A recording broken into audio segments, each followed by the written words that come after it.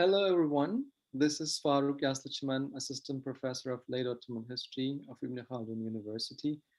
I welcome you all on behalf of the Department of History. Well, I should start by saying that the History of Emotion seminar series did not come out of the blue. It has a nice background story. In the beginning of the semester, a group of students submitted a petition with 14 signatures, and they were demanding a course on the history of emotions to be opened. While we appreciated very much this bottom-up initiative, however, could not organize a course as it required a special planning and some official procedures. Fortunately, we agreed on designing a series of talks on the history of emotions and invited leading figures of the field. Professor Reddy, who is with us right now, is one of the leading names, and we are very glad that he accepted our invitation, and we are having him with us today. Um, the co-organizer of the seminar series, Mehmet Sadin Kara, our third-year undergrad student, will be introducing Professor Reddy shortly. But before that, let me remind that this seminar series is composed of 4 seminars in total, each taking place in 2 weeks intervals. First 3 seminars will be online, and the last one will be both online and on campus. The next one will be given by Professor Thomas Dixon of Queen Mary University of London on the historiography of emotions since the 19th century. The third seminar will be given by Barbara Rosenwein of Loyola University Chicago. Will give it on how to practice the history of emotions. And the last seminar will be searching for emotions in the Ottoman past by Iltekgül and Şeyma Afacan. Okay, Mehmet, could you please introduce Professor Reddy to us?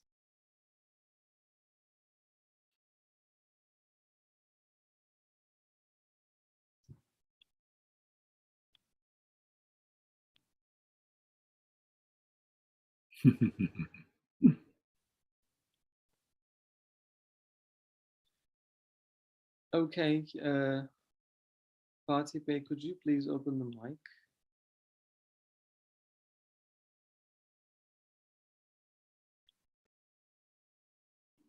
Yeah. Oh, thank you. I'd like to introduce our distinguished guest now with my great pleasure. Reddy holds a PhD degree from Chicago University. He taught at Trinity College of Arts and Sciences from 1977 to 2018.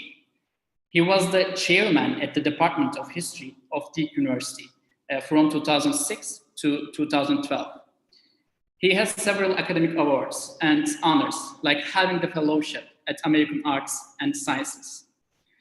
When it comes to his contributions to academia, he's a prominent scholar in the disciplines of sociology and history, with some important academic productions.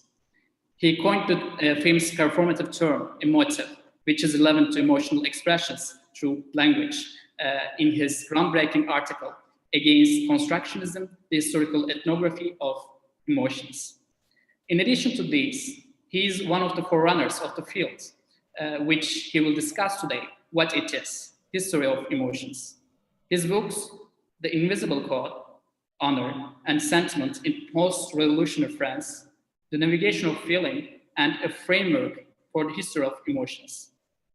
Longing and Sexuality in Europe, South Asia, and Japan concentrate on the history of emotions. In The Navigation of Feeling, he introduced us to an emotional glimpse into history by suggesting the terms emotional regime, emotional refuge, emotional revolution, and emotional suffering. Currently, he is the professor emeritus of both cultural anthropology and history of departments at Duke University. Thank you very much, Professor William Reddy. We are happy to have you here on the seminar series. Professor Reddy, the floor is now yours. We're all listening to you.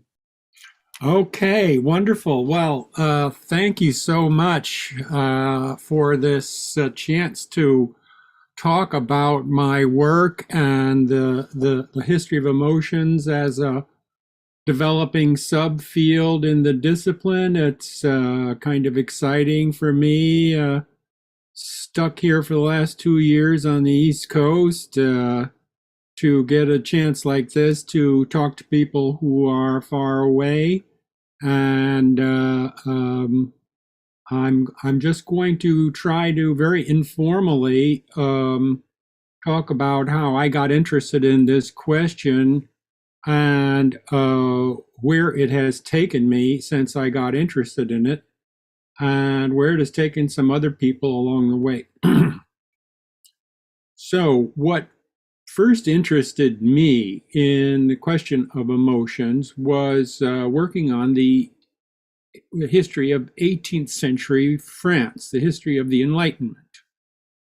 In that period, there were some very influential theories about human sensibility, as they called it at the time, or sensibilité in French, which, what did it mean exactly? It meant a readiness to feel certain emotions, but not others. And the certain emotions in question were laid out originally by the Earl of Shaftesbury in a paper he published about 1711. And what Shaftesbury argued was that human beings have implanted in them certain natural emotional responses that are morally good, such as love, gratitude, benevolence, um, generosity, and mercy or pity. And according to Shaftesbury, these emotions were the foundation of societies, of human societies. Further, he claimed that virtue, the possibility of being a virtuous human being, derived from one's coming to awareness of the goodness of these emotions, and then one's cultivating these emotions and rendering them ever more sensitive and ever more responsive. So that uh, long about the middle of the 18th century, when Diderot picked up on this idea and started promoting it, well, even before that in England with novelists like Samuel Richardson's Pamela. Anyone who's read this novel of 1740 knows that the heroine, Pamela, a maidservant, breaks down in tears about once every other page throughout the novel. And these tears are a sign of her virtuous character. The more sensitive you are, the more virtuous you are, is what the novel seemed to say. Sensitive to these good feelings, not dangerous feelings, not anger, but good feelings. And what the research was showing was that by mid-century, and especially in the second half of the 18th century, people, not just experts or intellectuals or novelists, but lots and lots of people amongst the educated public, and it was even spreading to people who were illiterate, who didn't know how to read or write. Lots of people were in fact adopting this outlook and practicing to be more sensitive. This is especially true in England and France, but by the latter half of the century, German-speaking Europe was also tuning in The most obvious example there is Goethe's first work, a novel called what is it called? The Sorrows of Werther. It's all about this really good guy who falls in love, madly in love with a really good woman who happens already to be married. And it ends badly. And a lot of these novels ended badly in the period, but it didn't matter if you were sensitive, you were good. And if you were good, you were sensitive. And we have reports of people, of audiences breaking down in tears multiple times during plays, and finally also during operas, because that is really what they came to the theater to do. Not just to show others how virtuous they were, but also to develop this sensitivity. To become ever more sensitive was to become ever more virtuous. And a wonderful example, Germaine de Stael, a novelist and also a intellectual leader of the revolutionary period, was led a very, what one today might call a very chaotic life. Why? In part because she was always following the voice of her heart. Whatever her heart told her to do was right. And it's a wonderful example of the reaction that set into this way of seeing things in the in the novel called Sense and Sensibility by Jane Austen, I think about 1814. And there, the figure called, the personage called Mary Ann is wrapped up in this Enlightenment way of thinking about sensitivity. And the result is a disaster. And she learns at the end of the story that her older sister, who has got a firm grip on her emotions and regulates them very carefully, is the better person. And that's the better way to be. And this is kind of the inauguration of a reaction against the reign of sensibility. Okay, so people were studying this and exploring not just the intellectual history here, but also the social, the cultural ramifications of intellectual fashions in the 18th century. And particularly interesting was the idea that, or the discovery that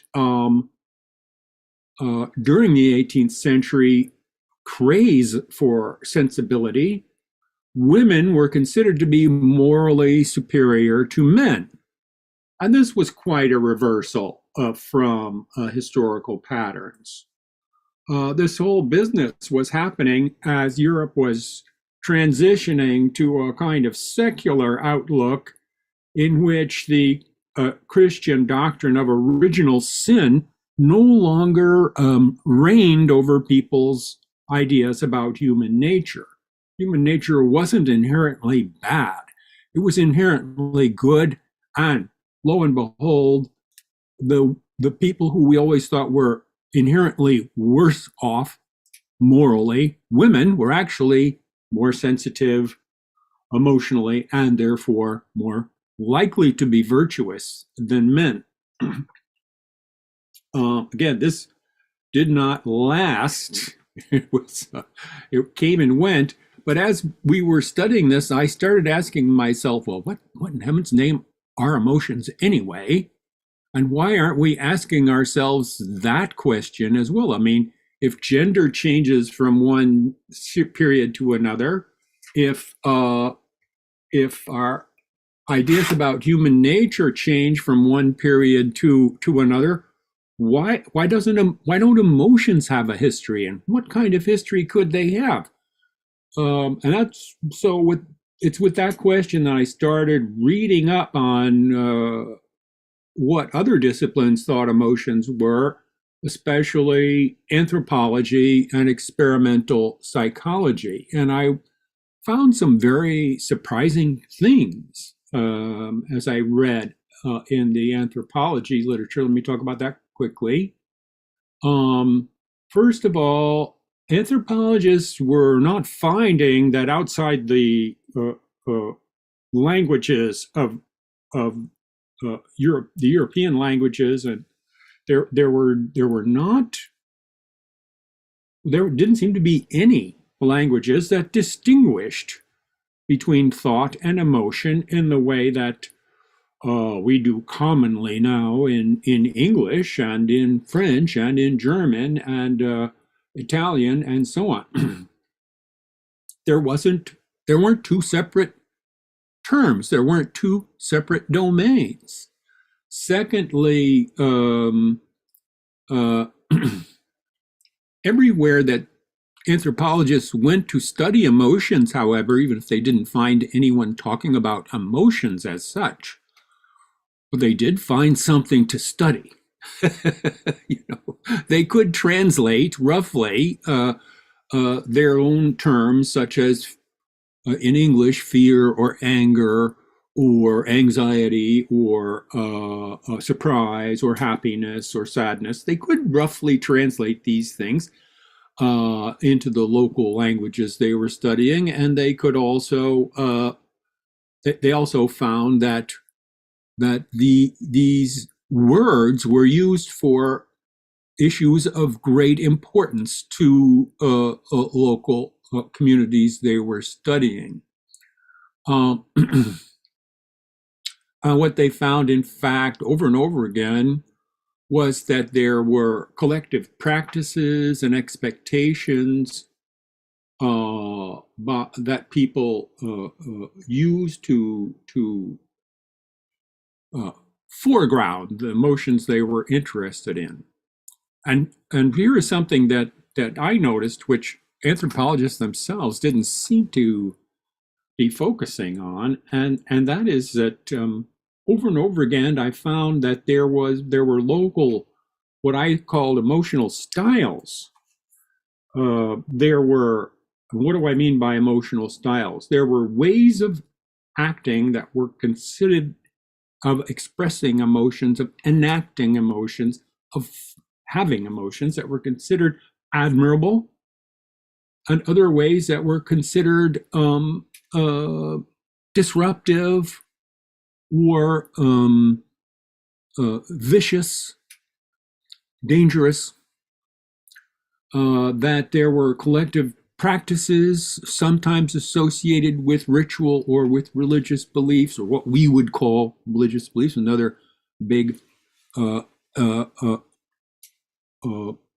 obscure abstraction that has its own peculiar history. And so there were ideals, emotional norms, and penalties for particular penalties for people who did not stick with these emotional norms. The most obvious penalty that I found in these studies was gossip, and second most obvious was some kind of ostracism. You can imagine a flight attendant who gets angry every time she gets on an airplane or he gets on an airplane. That person would have to be let go. Flight attendants are supposed to be cheerful, upbeat, and even as the plane, is going down into the middle of the ocean, they should retain their cheerful, upbeat, and calm attitude. Very demanding, really, as an emotional style. So it occurred to me that we have this set of practices. When I looked at experimental psychology, and this was back in the late 1990s, I was doing this work at first. At that point, I found there was a reigning theory of emotions in experimental psych called basic emotions theory, and the most influential version of it was Paul Ekman's theory that there are 6 basic emotions. And let's see if I can pull up something here and show you. I'm trying to share something from my screen. Let's find that. I think it's over here. Nope. A little bit further over. I'm a little confused because this is different. Here we go.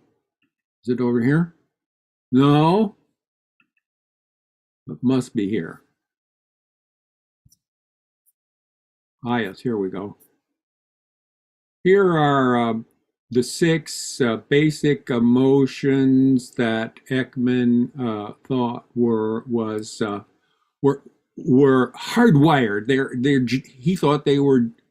I think he's still around and would still argue that they are genetically hardwired into human beings, and they can be found everywhere in the world, and that these are really the only emotions that we have: happiness, disgust, surprise, sadness, anger, fear. And Ekman had done, and his followers had done experiments all over the world, which tended to show that this was true. And I've got here on this screen, I've got some results from various experiments that were done in the US, Brazil, Chile, Argentina, Japan, which showed a great deal of agreement on what, on this first picture showing a happy face, great deal of agreement. The second picture showing a disgusted face, surprise, great deal. Less agreement on sadness, more on anger. And is everyone able to see the bottom of the screen here? Less on fear. Well, I started showing my students these pictures when I was teaching a course on emotions here in 1999, 2000, 2003. I recorded their responses to these pictures. And what I found, the difference here is that I did not tell them to pick from 6 words and apply one of the 6 words to each photo. I let them just put whatever word they like down for each photo. And here we see, as a result, happiness is still pretty good. But the other emotion pictures were far less obvious to my students, far less obviously connected to the emotions they were supposed to be connected to. And I also found, let's see if I can get the next page here. What are we doing? Yeah, I also found that when they were able to do engage in free choice, they came up with all kinds of terms. And this fit with a free choice test that James Russell published, in the results of which he published in 1994. He was critical of Ekman, and what he found is similar to what I was finding. That is that people came up with all kinds of terms to describe faces if they weren't forced to select one of Ekman's 6 terms. And then I found some anthropologists studying emotional vocabularies. It's not a lot, but here's this one is very dear to my heart. This shows the semantic relationships among various words that are close to the word for happy in Javanese, from a book by Carl Heider. It was published in '91, and he could not come up with a coherent array of associations amongst these words. In other words, as he put it, emotion word A might be close to the meaning of emotion word B, and emotion word B might be close in meaning to emotion word C, but then emotion word A and C would not be close to each other, according to his informants. And again, this is something that I've seen everywhere I've been able to look, that emotional vocabularies, first of all, that outside the West, very rarely is there a distinction made between thought and emotion. There are what we would call emotion words, but it's a very rich vocabulary full of words that are vague, that overlap in meaning. And why is that? Why is it that way everywhere? So I've tried to solve these problems with a theory of emotions that would pull together all this stuff. And what I proposed was that what we have to realize is that when we express an emotion, we are, so to speak, stimulating ourselves as well as other people, as well as sending messages to other people. In other words, when I hear, one of my paradigm examples is a passage from a biography of Bertrand Russell, who one night was speaking with his good friend, Lady Adeline, and he told her somewhat out of the blue, he said, "I love you." And then he said later on, he said, "Afterwards, I realized it was true.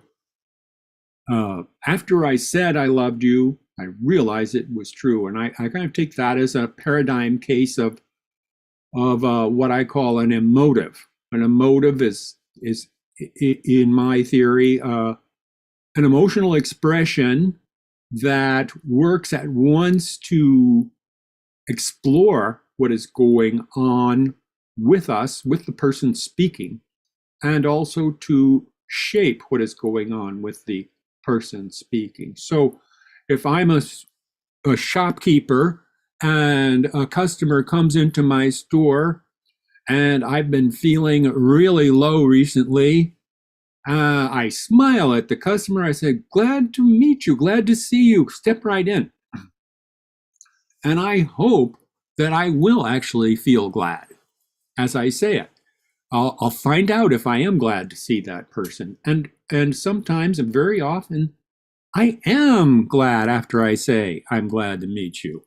And I'm happy this customer came in, even if they didn't buy anything, because it shook me out of my bad mood.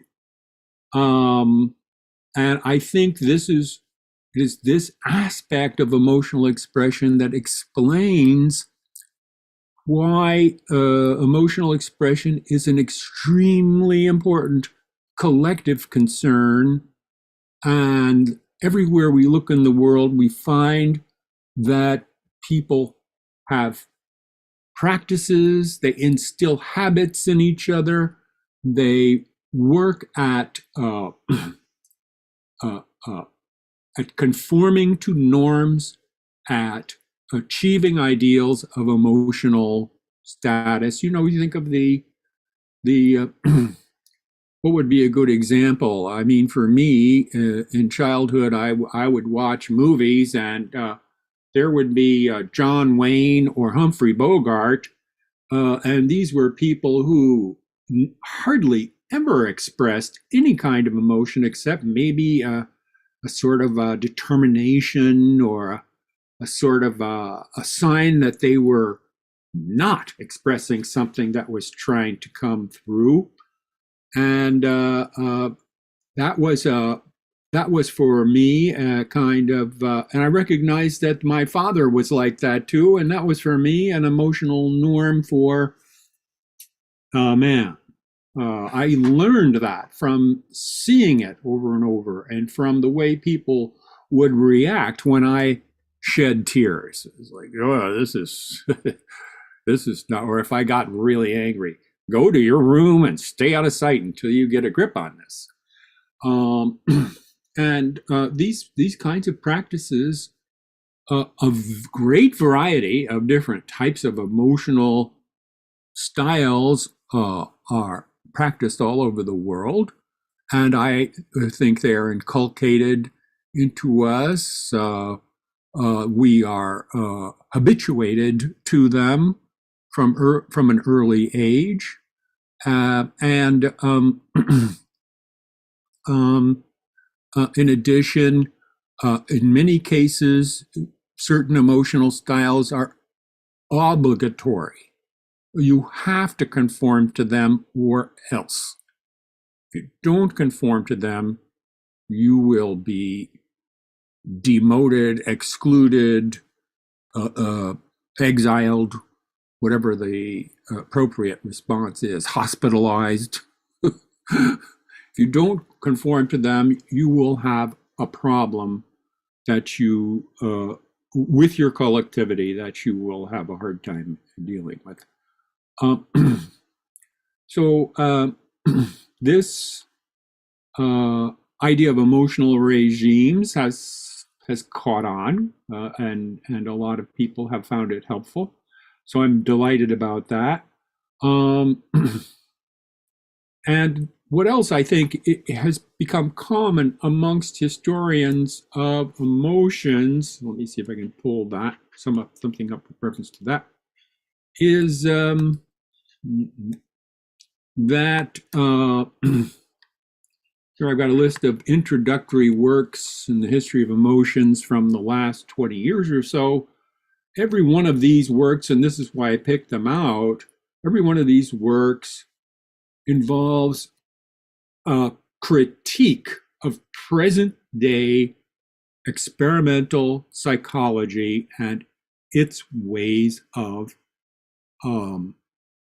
understanding emotions, especially the idea of emotions as something that has to do with the limbic system or the amygdala as part of a lower brain, earlier phase of evolution, whereas the neocortex is the splendid location where reason occurs. This idea has been criticized over and over, critiqued, I should say more properly, critiqued over and over again by historians of emotions. And I would go so far as to say that as we practice the history, do research in the history of emotions, we find that it's absolutely crucial to have a handle on this critique of present day psychological research into emotions, that we have a handle on, that we understand this critique so that we will not be committing the terrible error of anachronism. If we suppose that, in ancient Rome, or if we suppose that in Tokugawa Japan, that emotions were understood the same way as they are understood today in the United States or in France, we will be at sea. We will have no idea what's going on. If we think that human nature is the way it appears in some experimental psychology research, we will be at sea and we will commit anachronisms left and right. All of these experts agree that are cited here, and others. I mean, I just was throwing these in off the top of my head this morning. Others also agree. Here's some works in the history of science and medicine, which involve not just a study of, but also a critique of certain ideas about emotion that have existed, developed in the past, or are in existence today. And then finally, let me look at this, point out this particular example of a recent trend in cognitive neuroscience. And that trend is to turn against the idea of basic emotions. What Lindquist et al. Show in this study, after reviewing several hundred studies of the brain, which relied on fMRI scans, they found that there was no one-to-one association between certain parts of the brain and certain emotions. So Professor, there is sorry no. for interrupting, but I think the page Yes. didn't change on your screen. So Can you see this particular? No, this is what they're still seeing. Oh my gosh, how strange! I don't know what to say about that. I changed my screen. Oh, I see. I changed to a different software, so I better. That's the problem. yeah, I changed to a different software, so if I go here. you can close the screen share and then reopen it. Okay, great. Thanks. I'm glad you pointed that out to me. Now, how do I get this thing out of the way? There. Now I can get my okay, stop share. I found it. See, I'm really expert at all this. And now I hit the share button and I go to this. There we go. Here are the works on the history of emotions that offer critiques of psychological science. Here are some works in the history of science and medicine that deal with emotions and likewise offer critiques of experimental psychology and neuroscience. And here then is this meta-analysis by Lindquist et al., a student of Lisa Feldman Barrett's. I think they all are. For 250 some odd brain image studies they went and got the original data and re-examined it and found there was no one-to-one relationship between the specific emotions and specific parts of the brain. So no one-to-one relationship between anxiety or fear and the amygdala, between anger and the what is it? I'm really bad on the brain physiology, so I'll just ask you if you're interested in that to look at it. And what the authors conclude is that specific emotions are associated with its own kind of network of brain pathways and brain locations. And most of these networks overlap with other ones. And in addition, these networks overlap. The cognitive and the emotional operations cannot be distinguished. So by 2010 or so, we're getting a lot of studies by neuroscientists that seem to be in agreement with the vast majority of human linguistic practices in which there's no distinction made between thought and emotion.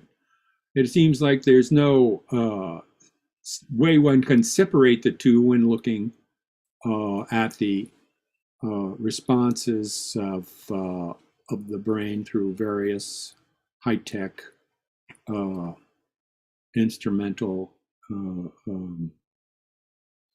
scanning technology. So,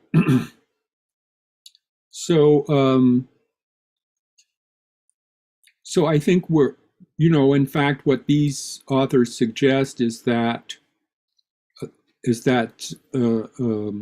emotions are what they call psychological constructions that each person learns. There's a great deal of variability from one person to the next in how they work. Well, that would bring the experimentalists, those who follow Barrett and some others, would bring them into very close to agreement with what historians have been proposing over the last couple of decades. And that to me is exciting. So let's see now. I guess I'm just about out of time. I do want to mention at least, and let me go back to the other piece of software. Here we go. Just want to mention that I'm currently at work on a more a closer interweaving of speech act theory and my theory of emotives. Mostly I'm looking at the concept of intentionality, which means just loosely the concept that our that thought itself is intentional. That is, that thought is about stuff and leads us to conceive of intentions, that is, things we want to do, wants, desires, goals. And I think that is true. And I also think that every thought is also associated with an affect or some kind of emotional state. I find it very interesting. For example, in the last couple of years, there's been a couple of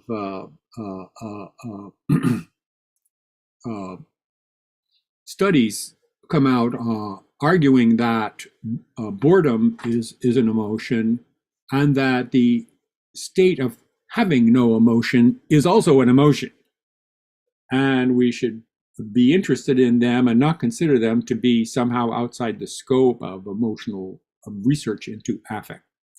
Well, I I also want to mention one other thing which I think is very interesting, which is that if I am talking with some of my colleagues, they don't think I should be looking for parallels between what we do as historians and what experimental scientists discover in their laboratories, because they think there's a kind of epistemological wall there, or gap, or gulf, and there's no way for any kind of comparison to be made. And I think it's interesting that Lisa Feldman Barrett avoids in her writing. She's probably one of the best known of the experimentalists working on the neuroscience of emotions these days. She carefully avoids ever saying anything about history or historical research. And I suspect it's for a similar reason. She doesn't think there's any way to bring these two endeavors together. And that's also an issue that I address in this article that I put on the screen here. And I think with that, maybe I'll wrap things up. So one of the things I'm working on right now is the age of religious warfare in Europe, because I'm trying to figure out exactly how theology and violence and persecution and warfare were linked together in the practicalities of many millions of people's lives back in the 16th, 17th centuries. Thanks. Thank you very much, Professor Reddy, for the talk. Now we can have a short Q&A session. You can write your questions in the chat room. There's already one. Well, first of all, we want to have this bibliography you have shown us, Professor, and there are Yeah, how can I get that to you? well, just What would write, be the easiest way? send me via email, and I can share it with whoever wants it. Sure, sure. And there is a question now saying that if I'm correctly pronouncing the name, Protiji Katerji, asking that I have been exploring the idea of certain kinds of emotions being ideologically sustained by society through literature. What's your take on it? What's your take on it?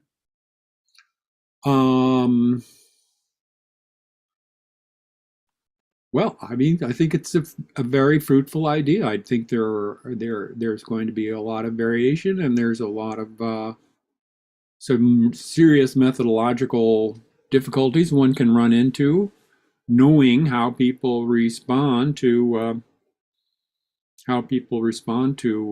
literature or to presentations of fictional beings of all kinds is not easy. There's been, in the U.S. there have been all these studies of violence on TV. Does violence on TV lead to people growing up and being violent? The answer seemed to be no, but it seems to be a question that we're constantly posing over again because we're not so sure.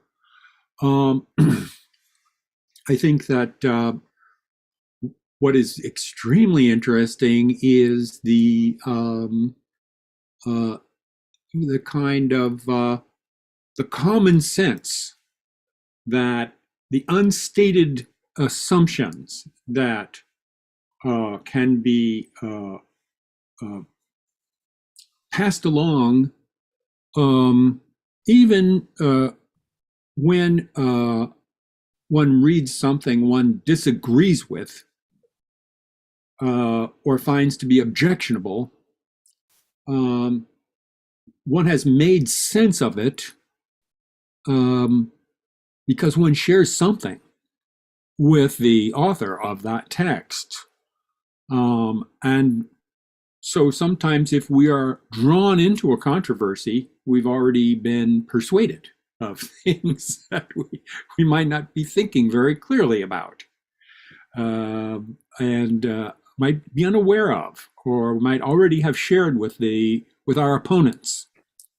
You can't really have a good controversy without sharing a good number of things. I don't think you can draw a straight line between, if you like, the ideological content of a text or a set of texts, even the ones in wide circulation, and what people do with them. I think we need some kind of independent evidence about what people do with that content. So for me, for example, it was very interesting to see reports that 18th century theater goers were constantly breaking down in tears, and indeed went to the theater with the expectation that they would break down in tears. And that was, part of why they were paying the admission fee, is so they could go and cry a lot.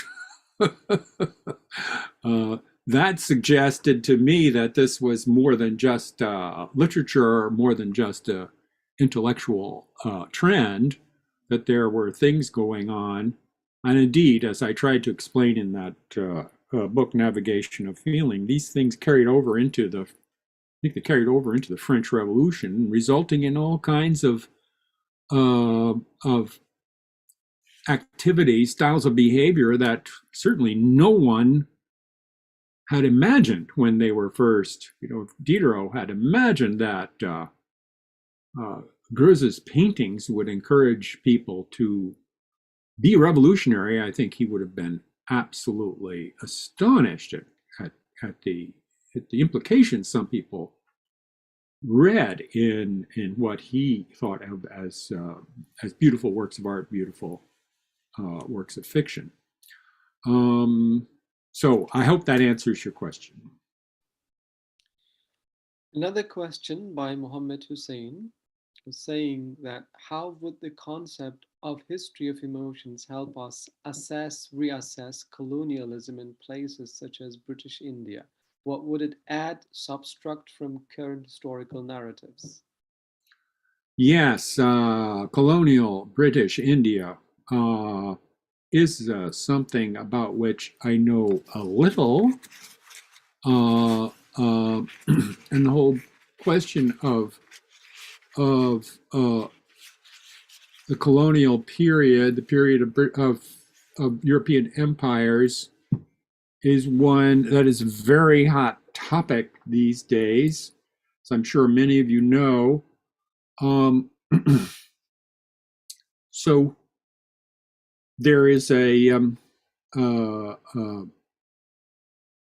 person there were a number of people at the Center for the History of Emotions in Berlin who are working on this.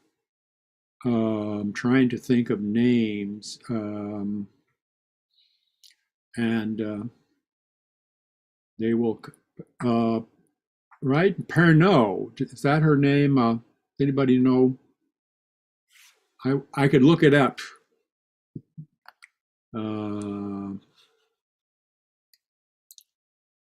Let's see what I come up with here.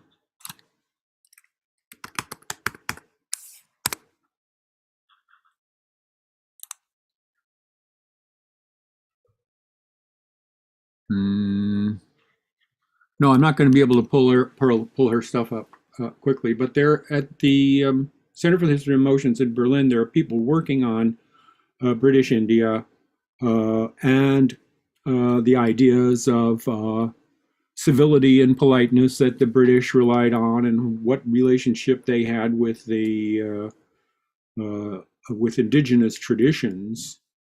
Obviously, there was tremendous differences between received Hindu, received Muslim ideas about how what kinds of emotions one ought to cultivate and how to cultivate them, and what the British thought was appropriate. You know, I'm not competent to talk about that topic in any detail, but it's there to be studied, put it that way. Question by Emine Bulut. Isn't unavoidableness about memory processing? Question mark. In neuropsychological perspective, the deep processing of memory involved in amygdala, and we know that this processing is related to emotion. And yes.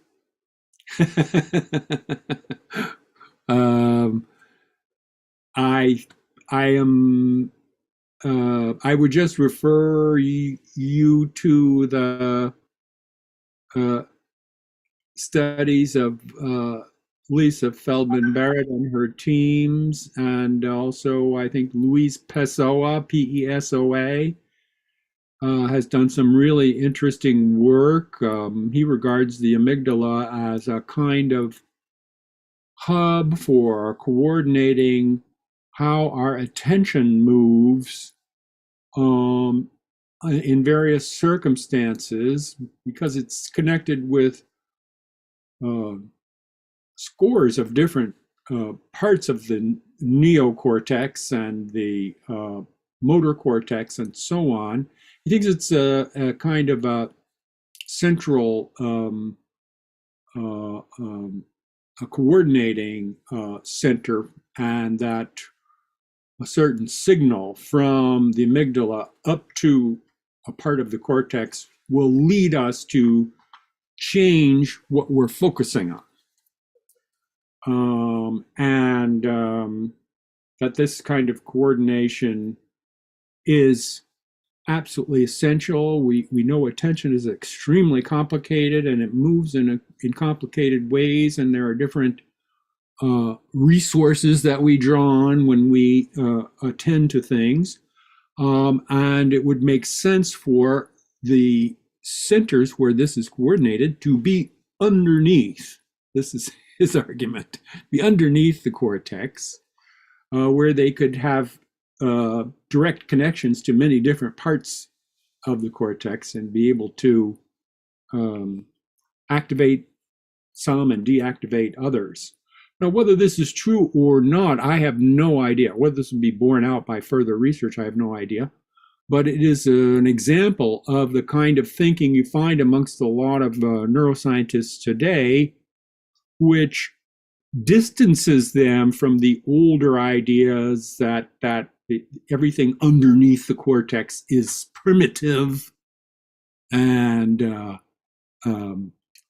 animal-like, bestial, and that's where emotions come from. I think one of the interesting things about European tradition is that our concept of reason, I mean, has two pieces. One piece is a certain way of connecting thoughts to each other through logic or mathematics or some other strict set of rules. But also reason is a concept that's used frequently as a contrast to being emotional. So be rational, be reasonable means get a grip and don't just show any old emotion that comes along. Pick and choose which ones you allow and keep them moderate. That's really a control concept, like those that have been found in so many other cultural contexts. Reason, being reasonable. Reason is often thought of as it's a control concept for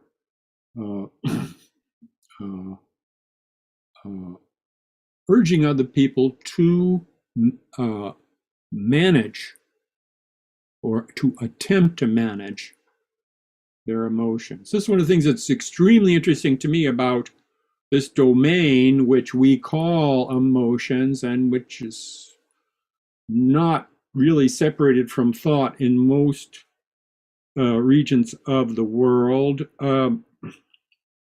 And that is that it everywhere appears to be a domain of effort. It is something which people effortfully attempt to manage or shape, or they effortfully attempt to develop habits about it in relation to it. This seems to be, I've never found a study of emotional practices or behaviors anywhere that didn't involve this kind of effortful management. And there's been some research in the US on youngsters showing that by age 5, at the latest, children are already managing their own emotions very actively, trying to keep them in conformity with what's expected of them by adults and by their peers. Okay, next question. Salih Sefiloğlu is asking, how can we understand the subaltern people's emotions if their feelings are so vague in court registers?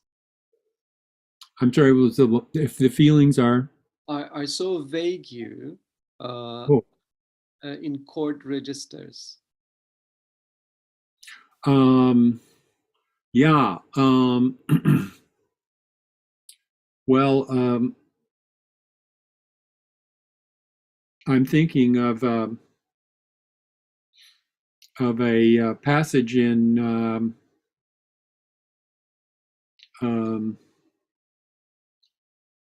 Dipesh Chakrabarty's book, Provincializing Europe, where he talks about the jolt, as he puts it, the shock that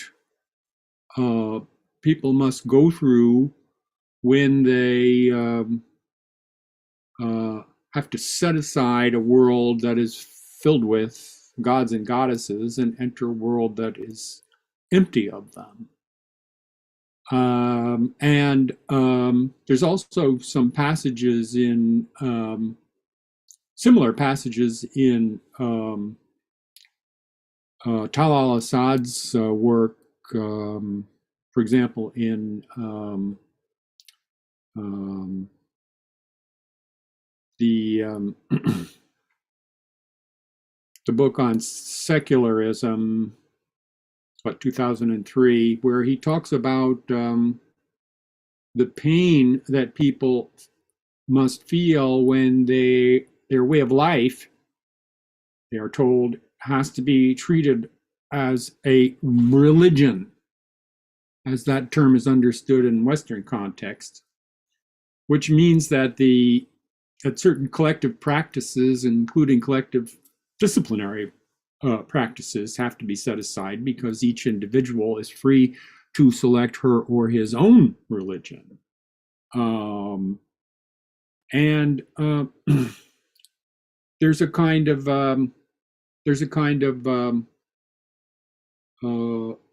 alienation, I think, that goes along with this, that it would be useful to study that as a kind of episode, a common episode in the history of emotions that people go through when they become subject to a colonial authority of some kind or other.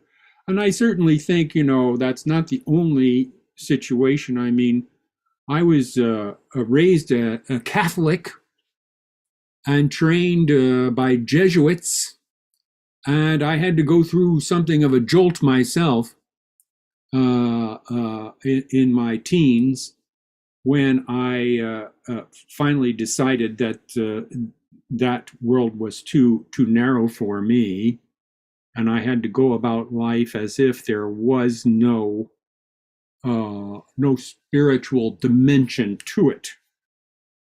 And by the way, one of the things I argue in this most recent article, 2020, in Emotion Review, is that the strictly secular outlook is incoherent. The idea that there are no non-human persons because the nature is mechanical and chemical, that idea implies also that there are no human persons either, because we're just a big mess of chemicals and mechanical connections. If mechanical causation reigns everywhere, then it reigns inside of us as well as outside of us. And by the way, if that's the case, then how could psychologists know anything? This is the point I try to make. In other words, how could there be a science of human consciousness that finds out that human consciousness is governed by certain laws or rules or physical regularities that override our access to the truth? So if there are no gods and goddesses, there are no human beings either. That's my latest bit of wisdom on that point. But I do think that there are some people who are beginning to find some purchase, if you will, for history of emotions work in colonial and post-colonial contexts. Mm-hmm. Next question by Nilab Saidi. Why such a focus on emotions in history? Or even more largely, why are emotions so much in fashion today? Well, I don't think it's just in in the field of history, there's a lot of stuff going on in marketing, behavioral economics, political science. Emotions are very much in fashion in a number of disciplines. I just what disturbs me is that so often people outside of the field of experimental psychology simply take whatever's recently been discovered by experimental psychologists and run off with it and start applying it this way and that way without thinking critically about what the epistemology is of the experimentalists, or what the assumptions are that they might be using. I think, for example, that, and I'm not the first to say this, that theories of emotions in vogue amongst psychologists up until the last 20 years, very similar to the theories of Plato and Aristotle. In other words, they are folk theories that simply have been accepted as assumptions useful for shaping experiments. But the folk theories were never challenged until very recently. So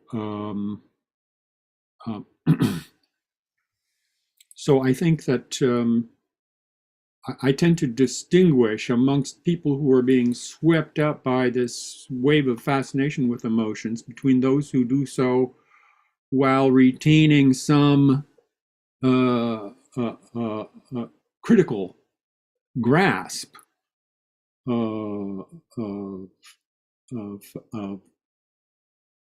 and some critical perspective on the science of emotions, if you like. I distinguish between people who do that versus people who are just, theory takers. They just take a theory or they take a finding and run with it. Amongst literary scholars, there are some well-known literary scholars who have just taken one or two pieces of neuropsych research and built fabulous castles of theory on these, isolated studies, which is, I mean, I don't think that even the neuroscientists would find that particularly advisable, because they all regard their studies as interim reports with many questions and cloudy areas on all sides. Mm-hmm. So last 4 minutes, and we have 4 or 5 questions. Hassan Kaplan, Professor Hassan Kaplan, after thanking you, asking, I'm curious about how do you relate or what do you think of the history of emotions to the psychohistory and or psychobiography, or actually how do you differentiate thought? Well, yeah, I mean, there's some famous psychologically framed biographies out there, such as Erik Erikson's Young Man Luther. I think Erikson also did one of Gandhi. And there's been one done a good while ago on the youth of Louis XIV and so on. And the problem that I have with those is that they are built around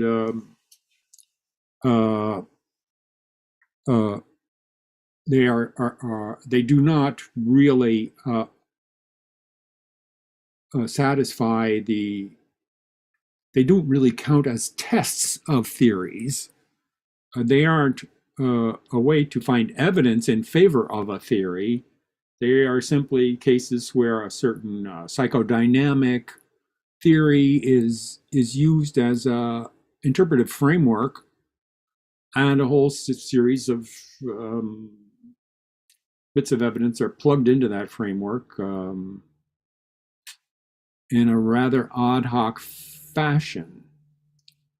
I do think that Freud had no theory of emotions.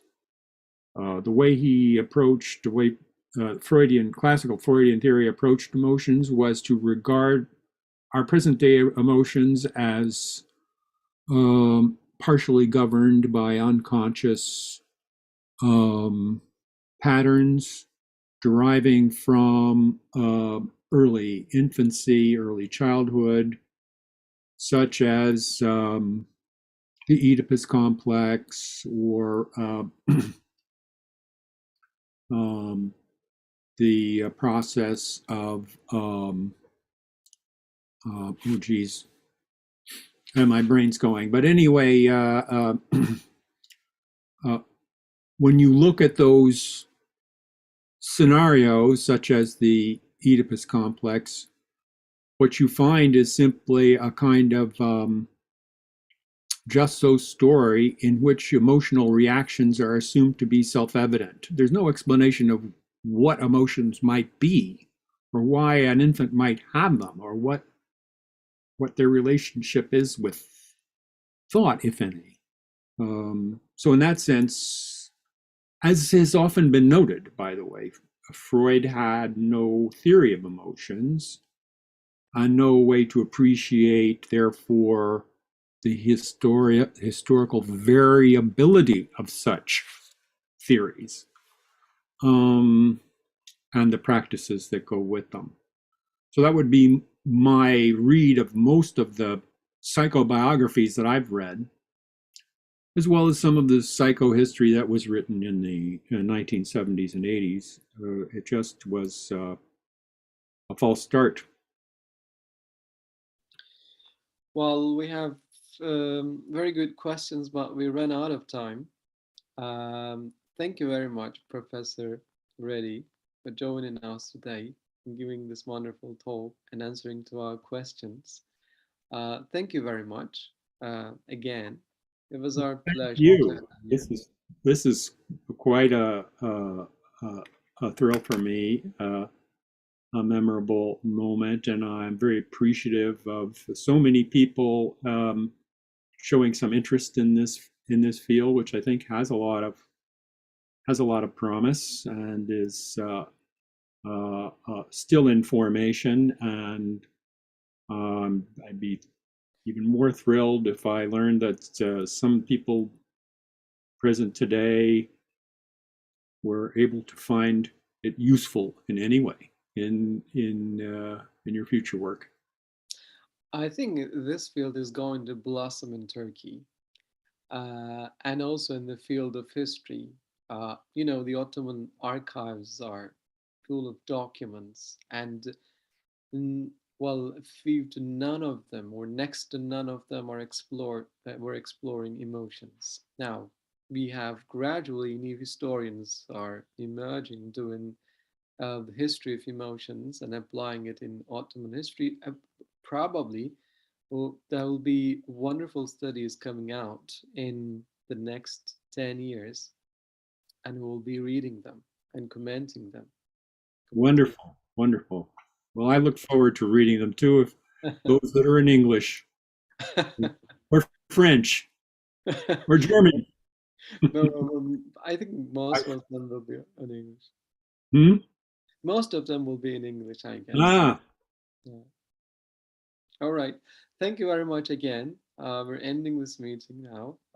Thank you very much, and hope to thank see you you. in our next episode 2 weeks later.